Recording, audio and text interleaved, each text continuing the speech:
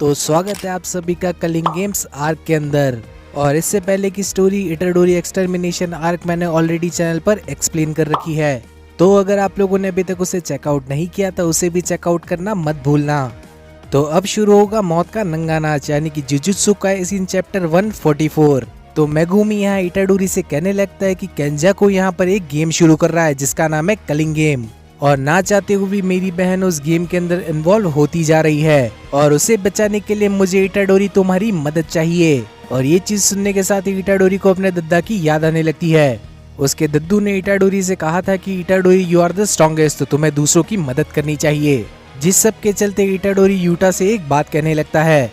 Itadori कहने लगता है कि मेरे अंदर जो सुकूना है वो अपने 15 फिंगर्स पर आ चुका है, और अगर मुझे किसी तरह से 5 फिंगर्स और खिला दी जाए तो शायद मैं अपना कंट्रोल खो सकता हूँ, और अगर ऐसा कभी भी होता है तो don't hesitate to kill me Yuta सेनपाई। और यहाँ यूटा भी उसकी इस बात पर एग्री कर देता है, और यहाँ पर वो मेगुमी से पूछने लगता है कि आखिर उसका प्लान क्या है। मेगुमी बताने लगता है कि सबसे पहले हम जुजुत्सु हाई जाएंगे क्योंकि हमें टेंजन से काफी सारी बातें करनी है। पहला सवाल ये कि हम गोजो को कैसे अनसील करें, दूसरा सवाल ये कि आखिर सूडोगे तो असलियत में कौन है, और तीसरा सवाल ये कि आखिर कलिंग गेम्स के अंदर होने के वाला है। और मेगुमी कहने लगता है कि इन सारे सवालों के जवाब से टेंजन के पास ही हो सकते हैं, लेकिन फिलहाल के लिए इन लोगों के सामने सबसे बड़ी दिक्कत ये थी कि आखिर टेंजन किस जगह पर छुपा हुआ है। जुजुत्सु हाई के अंदर करीब 1000 दरवाजे हैं, और उन सभी के अंदर से सिर्फ एक ऐसा दरवाजा है जो कि हमें टेंजन के पास ले जा सकता है। ये सभी लोग अब आगे बढ़ने लगते हैं, और तभी इटाडोरी के दिमाग की बत्ती जलती है। इटाडोरी मेगुमी से पूछने लगते हैं कि आखिर तूने बताया ही नहीं कि आखिर नोबारा का क्या हुआ, लेकिन मेगुमी इस बात का कोई जवाब नहीं देता। तो इटाडोरी समझ जाता है कि नोबारा का खेल तो शायद खत्म हो गया होगा, लेकिन फिर भी मेगुमी इटाडोरी को तसल्ली देते हुए कहने लगता है कि कई सारे लोगों को लगता है कि नोबारा अभी भी कहीं पर छिपी हुई है। ये लोग उस सही दरवाजे के बारे में अब फिर से डिस्कस करने लगते हैं, लेकिन तभी अचानक से इन लोगों के बीच में एंट्री हो जाती है जोजो की, और जोजो बताने लगता है कि उसे मालूम है कि असली दरवाजा कौन सा है। इस सब के चलते ये लोग आगे बढ़ते हैं, जहाँ पर इन लोगों की मुलाकात माकी और यूकी से होती है। जोगो ने जो गाँव माकी को दिए थे उससे उसकी हालत काफी ज्यादा खराब हो चुकी है, और रिवर्स कर्स को यूज करने के साथ भी ये चीज हील नहीं हो पाई। इस सब के बाद चोजो बताता है कि आखिर उसे कैसे मालूम कि टेंजन तक जाने का दरवाजा कौन सा है। टेंजन तक पहुंचने का जो दरवाजा है और जो टोम है जहां पर टेंजन रहता है उसके बीच में चोजो के भाई रहते हैं, यानी कि डेड पेंटिंग की फॉर्म के अंदर। तो चोजो अपने भाइयों को सेंस कर सकता है, जिस वजह से वो टेंजन का पता भी बता सकता है। लेकिन अब अचानक से माकी पूछने लगती कि आखिर चोजो है कौन, और अब तक तो बाकी के लोगों को भी नहीं मालूम था कि आखिर चोजो कौन है सिवाय इटाडोरी के। और बेचारा इटाडोरी भी नहीं बता सकता है कि इसने मुझे पहले मारने की कोशिश करी थी, जिस पर इटाडोरी कहने लगता है कि फिलहाल के लिए तुम इसे मेरा बड़ा भाई कह सकते हो। और ये चीज सुनने के साथ चोजो काफी ज्यादा खुश भी हो जाता है, क्योंकि इटाडोरी ने आज से पहले उसे कभी भी भाई नहीं कहकर पुकारा था। अब ये लोग धीरे धीरे करके उस दरवाजे के पास जाने लगते हैं, लेकिन तभी रास्ते के अंदर इटाडोरी को रास्ते में पड़ा हुआ ब्लड दिखाई देता है, और तभी इटाडोरी पूछने लगता है कि आखिर यहाँ पर क्या हुआ था, यहाँ पर काफी ज्यादा खून पड़ा है। जिस पर यूकी कहने लगती है कि 11 साल पहले यहाँ पर कुछ हुआ था, और यहाँ पर हमें टोजी की शक्ल दिखाई जाती है, यानी कि करीब 11 साल पहले तोजी फोशिगिरो ने इसी जगह पर टेंजन की वेसल को मारा था, और आज तक उस खून खराबी की सफाई भी नहीं की गई। क्या बात है। अचानक से इन लोगों के सामने एक जगह आ जाती है जो कि टेंजन तक ले जाने वाली थी, और जैसे ये उस जगह के अंदर घुसते हैं तो इन्हें वहाँ पर कुछ नहीं दिखाई देता, क्योंकि वो जगह बिल्कुल पूरी तरह से एक वॉइड की तरह थी। इन सभी में से किसी को भी कुछ समझ नहीं आ रहा था, लेकिन तभी यूकी को लगने लगता है कि टेंजन की जो श्राइन है वो हमें रिजेक्ट कर रही है, या फिर शायद उसी को रिजेक्ट कर रही है। इन लोगों के पास यहाँ पर समय की कमी हो रही थी, क्योंकि मेगुमी की बहन किसी भी समय कलिंग गेम्स के अंदर जा सकती थी। तो ये सभी लोग अब ये फैसला करते हैं कि इन लोगों को यहाँ से बाहर निकल जाना चाहिए। और जैसे ही ये लोग बाहर निकलने ही वाले थे तो पीछे से एक आवाज आती है, लिविंग सो सून। और अब जैसे ये लोग पीछे मुड़ते हैं तो इन लोगों के सामने टेंजन खड़ा हुआ था, और टेंजन यहाँ पर इन सभी लोगों को डिस्क्राइब करने लगता है। वो बताता है कि ज़ेनिन क्लैन का लीडर, सुकुना की वेसल और बाकी की डेड पेंटिंग भी यहाँ पर मौजूद है। और इसी सब के चलते यहाँ पर शुरुआत हो जाती है चैप्टर 145 की। यूकी अब टेंजन से कहने लगती है कि तुमने तो सबका डिस्क्रिप्शन दे दिया मेरे अलावा, आखिर इतना भेदभाव क्यों? टेंजन ने सभी को यहाँ पर अलग अलग नामों से पुकारा था, और उसने यूटा को मिचिजानी क्लैन का डिसेंडेंट बताया था, यानी कि यूटा का क्लैन अलग अलग टुकड़ों के अंदर बना हुआ है। और अब यूकी टेंजन से पूछने लगती है कि आखिर तुम्हारी श्राइन ने हमें रिजेक्ट क्यों किया। टेंजन बताने लगता है कि मुझे नहीं मालूम कि तुम लोग केंजाकू के साथ अलाइन हो कि नहीं, और तभी यूकी पूछने लगती है कि आखिर केंजाकू कौन है। और टेंजन यहाँ पर बताता है कि गेटो की बॉडी के अंदर जो शख्स है उसका नाम है केंजाकू। और तभी इटाडोरी को कुछ होने लगता है और वो टेंजन से पूछता है आखिर आप ऐसे क्यों दिखते हो? जिस पर मेगुमी उसे समझाते हुए कहने लगता है कि हमें यहाँ पर सिर्फ काम की ही बात करनी चाहिए इटाडोरी। टेंजन बताने लगता है कि वो इमॉर्टल है लेकिन फिर भी उसकी बॉडी के ऊपर एजिंग का प्रोसेस चलता रहता है और अगर तुम भी 500 सालों तक जी लोगे तो तुम भी मेरी ही तरह दिखोगे। और अब टेंजन बताने लगता है कि 11 साल पहले मेरा अपनी वेसल के साथ मर्ज होने वाला था लेकिन किसी वजह से वो चीज नहीं हो पाई, तो अब पूरी दुनिया के अंदर मैं समा चुका हूँ। यानी कि अब टेंजन एक कर्स स्पिरिट बन चुका है जो कि ह्यूमन वर्ल्ड से किसी तरह से कनेक्टेड है।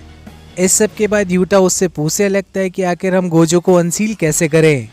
और तभी मेगुमी भी पूछने लगता है कि आखिर केंजाकू असलियत में क्या करना चाहता है।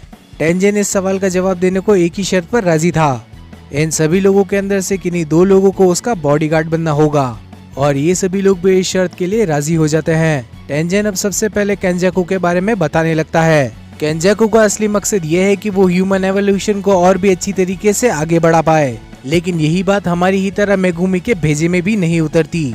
मेगुमी पूछने लगता है कि केंजाकू ने आखिर पूरे जापान को ही कर्स स्पिरिट के अंदर क्यों नहीं बदल दिया, लेकिन इस सवाल का जवाब देते हुए टेंजन बताने लगता है कि क्योंकि उसके अंदर इतनी सारी कर्स एनर्जी ही नहीं है और काफी ज्यादा कर्स एनर्जी को इकट्ठा करने के लिए उसके पास कई सारी कर्स स्पिरिट भी होनी चाहिए।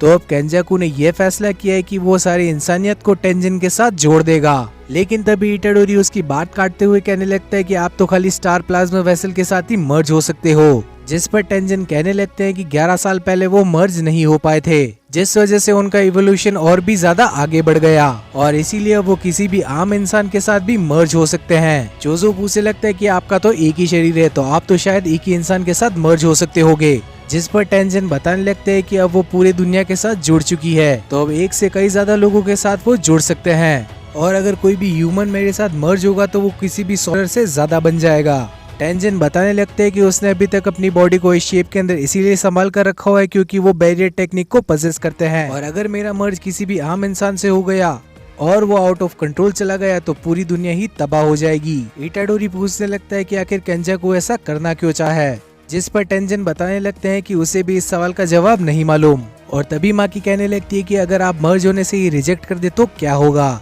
जिस पर टेंजन बताने लगते हैं वो ऐसा नहीं कर सकते क्योंकि 11 साल पहले जब उसका मर्ज रुक गया था तो वो एक कर्स स्पिरिट के अंदर इवॉल्व हो गई और केंजाकू भी गेटो की बॉडी के अंदर है, यानी कि वो टेंजन के ऊपर कर्स मैनिपुलेशन टेक्निक यूज कर सकता है। और ये चीज सुनने के साथ ही सभी लोग समझ चुके थे कि यही सब प्लान था केंजाकू का इतने लंबे समय से और इसी के चलते टेंजन एक और खोपड़ी खराब करने वाली बात बोल देते हैं। टेंजन कहते हैं कि Kenjaku second most powerful barrier user है और अगर केंजाकू यहाँ पर आ गया तो वो आसानी के साथ इसे हरा देगा। टेंजन बताने लगते हैं कि केंजाकू ने ये चाल काफी लंबे समय से रची और केंजाकू और सुकुना भी कहीं ना कहीं पर मिले हुए हैं, लेकिन ये सब और वो 6 आई यूजर सभी के सभी एक साथ कनेक्टेड हैं। लेकिन 11 साल पहले काफी ज्यादा अजीब सी चीज हुई जहाँ पर दुनिया के अंदर तोजी फोशी गिरोह आया जिसके अंदर कोई कर्ज एनर्जी ही मौजूद नहीं थी, सभी चीजें जैसी चल रही थी वैसी ही चलनी थी बाय फेट, लेकिन तोजी की एंट्री के साथ ही सब कुछ चेंज हो गया। और अब टेंजन बताने लगता है कि कलिंग गेम्स होने का सबसे बड़ा मकसद क्या है। केंजाकू को जितनी हो सके उतनी ज्यादा कर्ज एनर्जी इकट्ठी करनी होगी। केंजाकू ने काफी लंबे समय के अंदर काफी सारे लोगों के साथ बाइंडिंग बाव बनाया है और जब वो सभी लोग कॉलोनीज के अंदर लड़ाई करेंगे तो उनके अंदर से थोड़ी सी कर्ज एनर्जी लीक होगी। केंजाकू ने काफी सारे सॉर्सरर से कहा था कि अगर तुम मर गए तो मैं तुम्हें फिर से जिंदा कर दूंगा, लेकिन बदले में तुम्हें कलिंग गेम्स के अंदर पार्ट लेना होगा।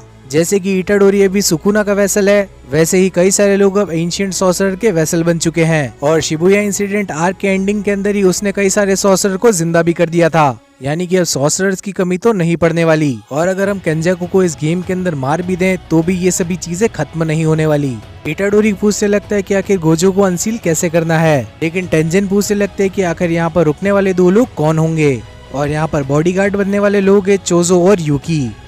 इस सब के बाद टेंजन हवा में हाथ घुमाने लगता है और अचानक से वहाँ पर एक बॉक्स निकालता है और बॉक्स को बाहर निकालने के साथ ही कहने लगता है कि इस बॉक्स का नाम है बैक ऑफ प्रिजन रेलम और ये प्रिजन रेलम से निकालने वाला पीछे का दरवाजा है। केंजाकू उस बॉक्स का फ्रंट गेट ही ढूंढ पाया था, लेकिन टेंजन ने इसके पीछे के दरवाजे को कहीं पर छुपा दिया था। इटाडोरी काफी ज्यादा खुश होने लगता है क्योंकि उसे लग रहा था कि गोजो को बाहर निकाल लिया जाएगा, लेकिन टेंजन बताने लगता है कि ऐसा शायद नहीं हो सकता। आखिर क्यों? क्योंकि जिसके पास फ्रंट गेट है वही बैक गेट को भी खोल सकता है, लेकिन हम बैक गेट को तोड़ सकते हैं और दरवाजे को तोड़ने के लिए हमें दो में से सिर्फ एक चीज चाहिए होगी। पहला the inverted sphere of haven और दूसरा दी ब्लैक रोप। लेकिन गोजो ने तो 11 साल पहले ही अपने पैरों पर कुल्हाड़ी मार ली थी, क्योंकि 11 साल पहले उसने इन्वर्टेड स्पेयर ऑफ हेवन को डिस्ट्रॉय कर दिया और सिर्फ 1 साल पहले ही उसने सभी की सभी ब्लैक रोप्स को भी खत्म कर दिया। लेकिन फिर भी अभी तक हमारे पास एक और रास्ता बाकी है, लेकिन ये एक रास्ता नहीं बल्कि एक सॉर्सरर है जिसका नाम है एंजल, क्योंकि एंजल की कर्स टेक्निक है कि वो किसी भी कर्स टेक्निक को नलीफाई कर देती है। तो आज की इस वीडियो के अंदर सिर्फ इतना ही और अगले पार्ट के अंदर कलिंग गेम्स की लड़ाइयाँ शुरू हो जाएगी। तो इस वीडियो को लाइक करने के साथ ही चैनल को भी सब्सक्राइब कर लेना और आखिर में नोटिफिकेशन बेल को ऑन करना मत भूलना, ताकि फ्यूचर में आने वाली वीडियोस की नोटिफिकेशन आप लोगों से मिस ना हो। तो अब मिलते हैं किसी और वीडियो के अंदर, तब तक के लिए बाय एवरीवन।